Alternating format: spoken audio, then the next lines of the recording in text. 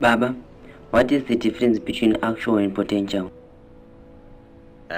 We explain. Let me show you the difference. Am I John? We are pan.